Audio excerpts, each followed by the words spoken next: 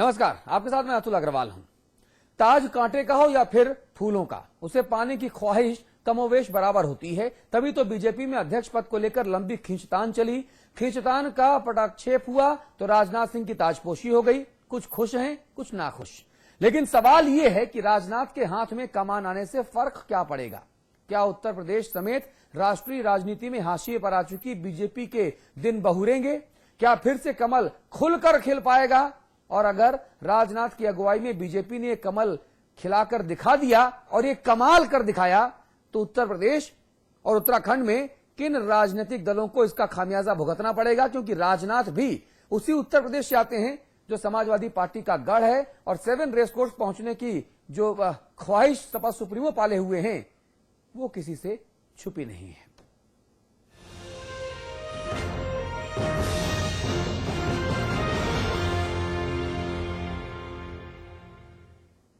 तो सभी कयासों पर विराम लगाते हुए राजनाथ सिंह की बीजेपी अध्यक्ष पद पर ताजपोशी हो गई। पार्टी की तरफ से नामांकन दाखिल करने वाले वो अकेले उम्मीदवार थे, लिहाजा वो निर्विरोध निर्वाचित कर लिए गए। लेकिन अब सवाल ये भी है कि ताज फूलों भरा है या फिर कांटों भरा?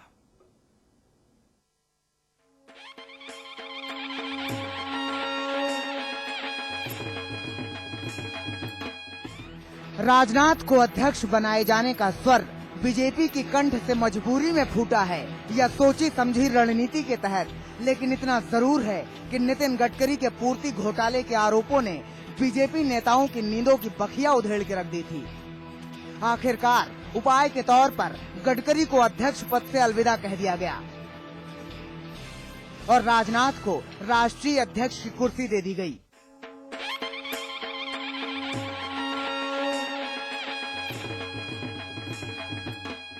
उत्तर प्रदेश में आज की जो हमारी स्थिति है वह कष्ट देती है, और उस कष्ट देने वाली स्थिति को आमूलचूल परिवर्तित करने के लिए और ये दिखाने के लिए कि सबसे बड़े प्रदेश में भारतीय जनता पार्टी का जिस प्रकार का स्थान पहले रहा है, वैसा स्थान फिर से लेकर के आऊंगा, यह संकल्प करके भी राजनाथ सिंह जी के नेतृत्व में यह पार्टी चले।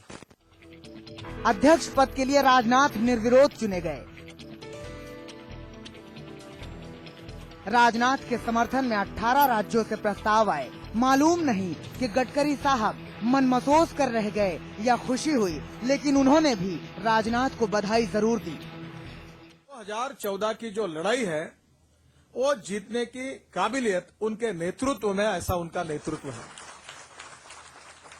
और इसलिए उनका नाम मैंने सुझाया। अडवाणी जी से लेकर सुषमा जी, अरुण जी, सब ने उनके नाम को सम्मति भी दी, और चुनाव प्रक्रिया में भी हमारे सभी प्रदेशों के इकाई के द्वारा भी उनका नाम आया, और आज राजनाथ सिंह जी हमारे पार्टी के नवनिर्वाचित अध्यक्ष करके आज चुनकर आए। समाचार प्लस ने मंगलवार को ही बता दिया था कि अगले बीजेपी अध्यक्ष राजनाथ ही होंगे। अब जबकि सेहरा बंध गया है, तो सिंह यानी राजनाथ सिंह चुनौतियों को सकारात्मक तरीके से लेने की बात कह रहे हैं। सबसे अपेक्षा की है कि 2013 के होने वाले कई विधानसभा के चुनाव में भारतीय जनता पार्टी अपनी सरकार बनाएगी, शानदार सफलता हासिल करेगी। तो वैसे ही 2014 के लोकसभा चुनाव में यदि सरकार बनेगी तो भारतीय जनता पार्टी के नेतृत्व की एनडीए सरकार बनेगी, यह मुझे पूरा विश्वास है। नए अध्यक्ष ने कुर्सी संभाल ली है, लेकिन कर्नाटक, मध्य प्रदेश और छत्तीसगढ़ में सरकार बचाने की चुनौती उनके सामने है। सिर पर लोकसभा चुनाव है। बीजेपी के ऊपर लोकसभा चुनावों में भी अच्छा प्रदर्शन करने का बोझ है। बड़े नेताओं से तालमेल बनाना भी बड़ी चुनौती से कम नहीं है। ऐसे में राजनाथ सिंह बीजेपी की दशा और दिशा कैसे तय करेंगे, ये बड़ा सवाल होगा। ब्यूरो रिपोर्ट के साथ अजीत त्रिपाठी, समाचार प्लस।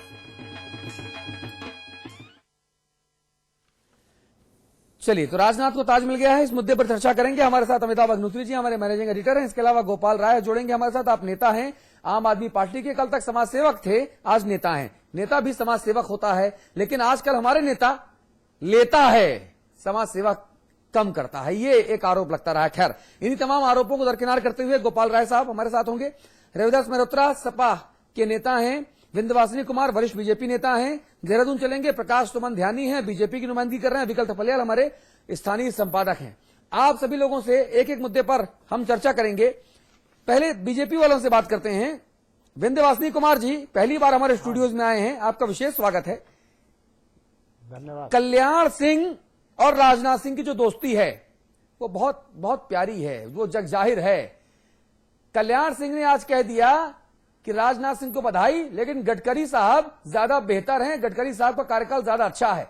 यानी आज ताजपोशी हुई और आज ही कांटे चुभ होना शुरू कर दिए गए।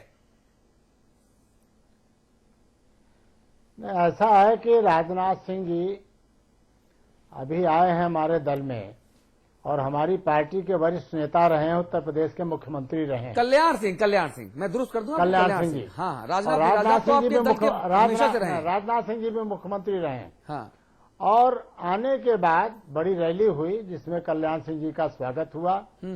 और मैं आपको बता दूं, उत्तर प्रदेश में भारतीय जनता पार्टी राजनाथ सिंह और कल्याण सिंह के नेतृत्व में बहुत आगे बढ़ेगी।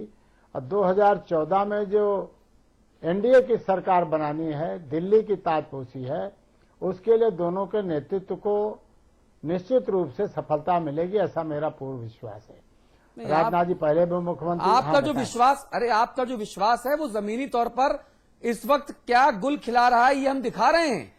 कल्याण सिंह ने आज ही बयान दिया है। सवाल तो ये ना, आपका जो विश्वास है वो विश्वास आपको मुबारक।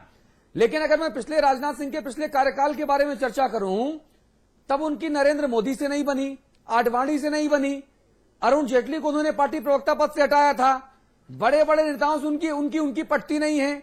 कल्याण सिंह ने यहां पर दम ठोक दिया है। इन तमाम विषमताओं को लेकर कैसे आगे बढ़ा जाएगा भाई? राजनाथ सिंह के अंदर समन्वय का बहुत अच्छा गुण है। अच्छा, और नरेंद्र मोदी ने भी आज उनको बधाई दिया है। हाँ, कल्याण सिंह जी ने पहले ही बधाई दिया था और मैं मानता हूं कि अभी वो प्रदेश अध्यक्ष बने हैं, समन्वय में सब नेताओं को साथ लेकर के अच्छे ढंग से वो आगे बढ़ेंगे, ऐसा मेरा विश्वास है। विंध्यवासिनी जी, और हाँ, एक सवाल था मेरे पास छोटा सा। हाँ बताए। न उत्तर प्रदेश नया है राजनाथ जी के लिए, न राजनाथ जी नए हैं उत्तर प्रदेश के लिए। जी जी जी। वो उत्तर प्रदेश के मुख्यमंत्री थे, उस समय एक विधानसभा का चुनाव हुआ। भारतीय जनता पार्टी की सदस्य संख्या आपको याद है विधानसभा में कितनी आई थी उस चुनाव में? याद है। याद होगा। वो देश में कृषि मंत्री थे, तो लोकसभा का चुनाव हुआ। उत्तर प्रदेश ने कितने सांसद जिता के भेजे बीजेपी से, आपको याद है? और आज भी उत्तर प्रदेश भाजपा का चेहरा, जो संयुक्त चेहरा है, उसमें राजनाथ जी का एक चेहरा प्रमुख है। और आज उत्तर प्रदेश में 10 सांसद हैं भारतीय जनता पार्टी के लोकसभा में। तो क्या कुछ नया बदलाव आया? क्या उत्तर प्रदेश की भौगोलिक सीमाएं बदली? आज नहीं। क्या नेता बदले? नहीं।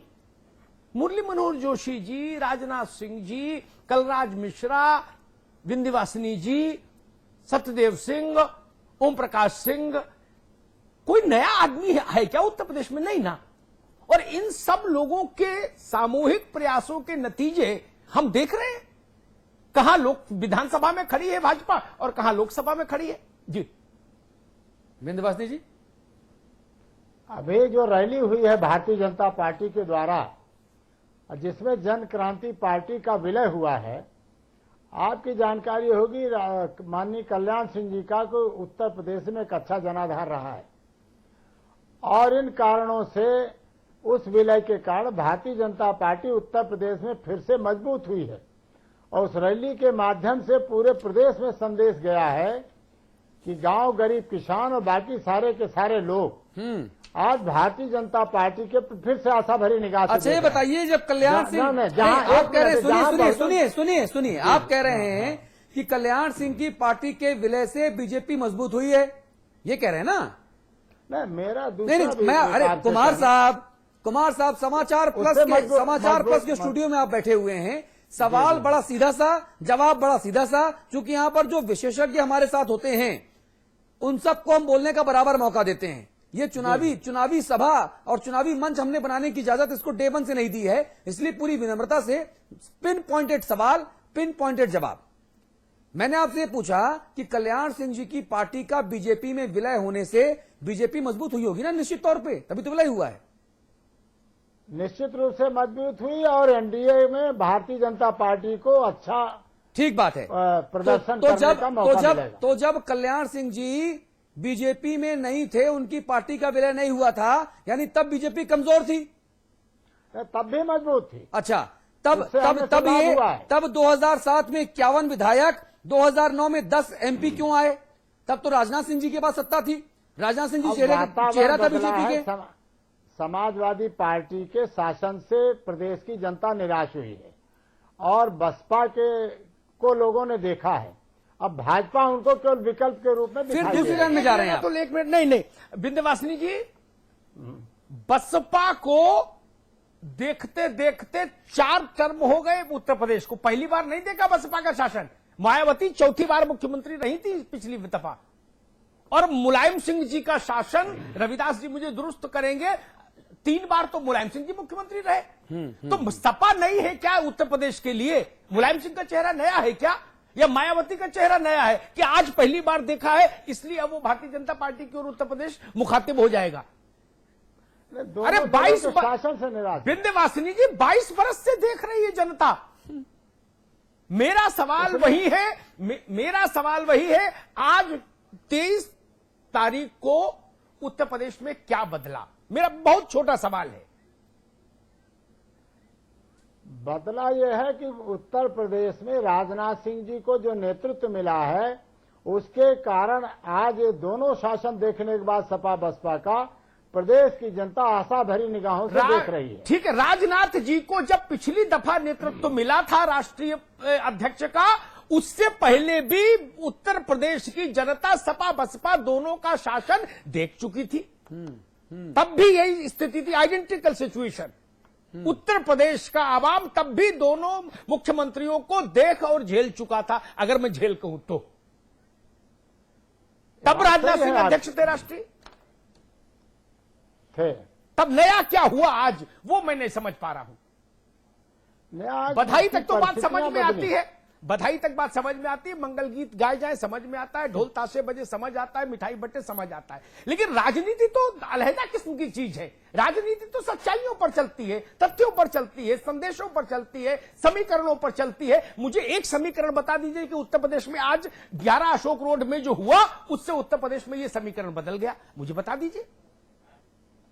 जो 11 अशोक रोड में हुआ, सारे नेताओं के सर्वसम्मत से उनकी ताजपोशी हुई। अच्छा, पिछली बार क्या चुनाव लड़के बने थे? तब भी सर्वसम्मत अध्यक्ष हुए थे। 1 साल का पहले टर्म मिला था, उसके बाद एक फुल टर्म मिला सर्वसम्मत। संघ में परंपरा रही संघ उसकी सर्वसम्मत की। तो पिछली बार जब 2004 में राजनाथ जी मेरे मित्र हैं, लेकिन फिर भी मैं तथ्य तो ईमानदारी से बोलूंगा, 2004 में भी निर्विरोध अध्यक्ष थे।